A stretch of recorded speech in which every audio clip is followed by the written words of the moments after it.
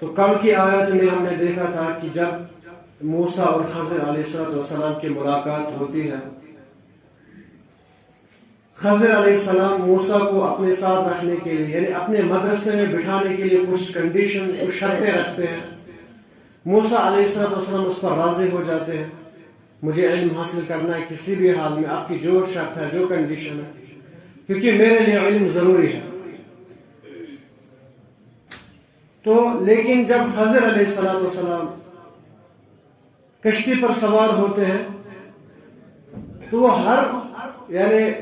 وہ کیا کہتے ہیں، ایک تو انہوں نے احسان کیا، جنہوں نے مفت میں کشتی پر سوار کیا، اس کے بعد خضر جو ہے اسے خراب کر دیتے ہیں، اس سے ایک جو ہے تختی نکال دیتے۔ اسی طرح سے دوسری مرتبہ جب موسیٰ نے سوال کر دیا، دوسری مرتبہ خضر علیہ السلام دوسرا ایک کام کرتے ہیں، وہ یعنی ناحق بچے کو قتل کر دیتے ہیں۔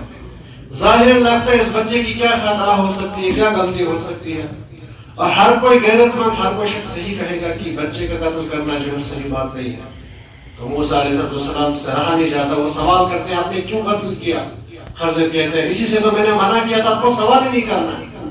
تیسری مرتبہ جب وہ ایک بستی میں پہنچتے ہیں، دو یا ایک عظیم اولو العزم نبیوں میں سے وہ بستی والوں کو یعنی کھانا مانگتے ہیں، لیکن وہ لوگ مہمان نوازی سے انکار کر دیتے ہیں۔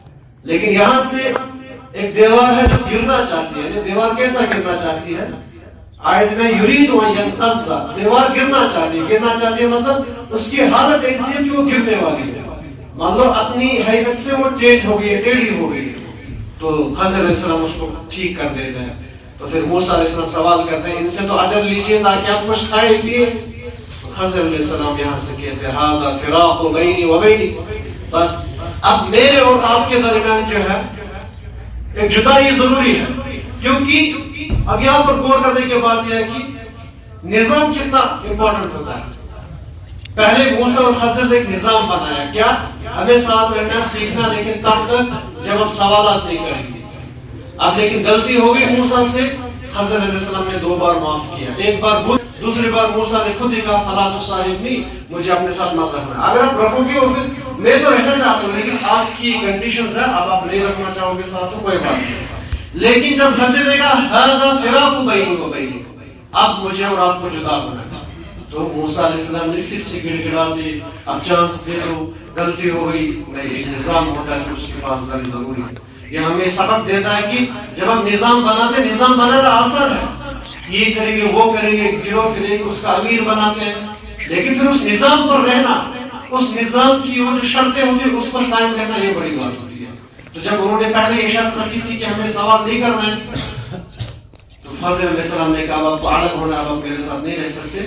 تو موسیٰ علیہ السلام نے پھر کچھ نہیں کہا خضر نے آپ کو خبر دیتا ہوں کہ میں نے یہ ایسے کام کیوں کیے تھے۔ تو یہاں پر ہمیں یہ سبق ملتا ہے کہ یعنی ایک انسان جیسے آج دنیا میں لوگ سوچتے ہیں، یا بڑے بڑے سائنٹسٹ یا جو لوگ جو ہے ترقی کے جو دعوے دار ہیں، وہ یہ سمجھتے ہیں کہ ایک انسان جو پوری طرح سے اس دنیا پر دسترس حاصل کیا ہوا ہے، یعنی جیسا ہم کوئی گروہ کوئی آدمی جو پورا زور لگا دیتا ہے کہ آپ ایسا کرنا ایسا ہوگا، لیکن پھر ویسا ہوتا کیوں نہیں؟ کیونکہ ان طاقتوں اور محنتوں کے پیچھے اصل حقائق ہے جن کی طاقت اللہ تعالیٰ کے ہاتھ ہے۔ اللہ تعالیٰ جب چاہتا ہے اسے پھیر دیتا ہے، انسان کا سارا کیا دھرا جو پانی اور مٹی کے نیچے دب جاتا ہے۔ تو یہ جو ہے یعنی ظاہری طور پر لگتا ہے، یعنی حقیقی طور ایسا نہیں کہ ہر مرتبہ وہی ہو جو ایک انسان چاہے، بلکہ ہوتا وہی ہے جو اللہ تعالیٰ چاہتے ہیں۔ اس کے بعد جو ہے خضر علیہ السلام ان سوالوں کا جواب دیتے کہ ایسا میں نے کیوں کیا، میں نے کیوں اس کشتی کو خراب کیا، میں نے کیوں بچے کو قتل کیا، میں نے کیوں وہ دیوار کھڑی کی۔ کہتے اما السفینہ، رہی کشتی، یعنی اما تفصیل کے لیے کیا میں آپ کو تفصیل بیان کرتا ہوں۔ یہ جو کشتی تھی ایک خاص کشتی تھی، فکانت لمساکین یعملون فی البحر، کہا یہ کشتی جو تھی یہ ایسے مسکینوں کی تھی، مسکین یعنی ضرورت مند محتاج، اور ایسا نہیں کہ مسکین وہی ہو جس کے پاس کھانے پینے کے لیے کچھ نہیں ہوتا ہے۔ مسکین اور فقیر میں فرق ہے، فقیر کو کچھ بھی نہیں ہوتا ہے لیکن مسکین کے پاس کچھ ہوتا ہے لیکن گزارا نہیں ہوتا ہے۔ ویسے یہ مسکین تھے، ان کے پاس کشتی تو تھی سواری کے لیے ادھر ادھر، یعنی کوئی آدمی آٹو ہو سکتا ہے، اس کے پاس سواری گاڑی ہو سکتی ہے لیکن پھر بھی مسکین ہو سکتا ہے، یعنی اس کا جب گزارا نہیں ہوتا۔ خضر نے کہا یہ جو کشتی تھی یہ مسکینوں کی تھی، ان کے پاس کشتی تھی لیکن گزارا نہیں ہو پاتا تھا، اب میں نے اسے کیوں خراب کیا؟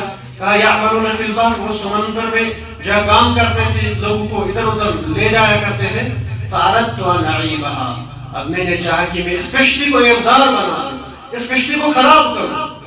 خضر کہتے ہیں فاردت ان اعیبها، میں نے چاہا میں اس کشتی کو خراب کروں۔ کیا یہ خضر نے چاہا تھا؟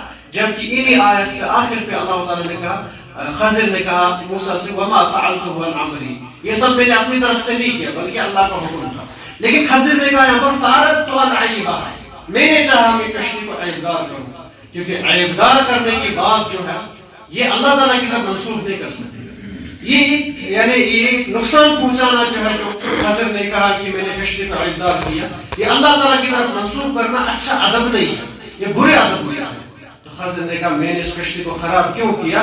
کیونکہ وَكَانَ وَرَاءَهُم مَلِكٌ يَأْخُذُ كُلَّ سَفِينَةٍ غَصْبًا، کیونکہ وہاں پر یعنی اس سمندر کو پار کرنے کے بعد اس سمندر میں ایک بادشاہ ہے، یعنی ورا یہاں پر ورا کا معنی ہوتا ہے پیچھے، لیکن یہاں پر اس کا معنی ہے یہ جو ہے یہ لفظ جو ہے لغت الازداد یعنی اپوزٹ معنی بھی دیتا ہے۔ اس کا معنی ہے کہ یہاں پر ایک بادشاہ ہے جو ہر صحیح کشتی کو، ہر سالم کشتی کو، ہر نئی کشتی کو غصب کر دیتا ہے، چھین لیتا ہے، یعنی ایک ظالم بادشاہ ہے اس کشتی کو چھین لیتا ہے، نئی کشتیوں کو چھین لیتا ہے۔ تو اب جو ہے اسی لیے میں نے اس کشتی کو عیبدار کیا، خراب کیا، تاکہ اگر وہ بادشاہ دیکھے تو وہ یہ سمجھے کہ یہ کشتی پرانی ہے، نئی نہیں ہے، اب اسے نہیں چھینا۔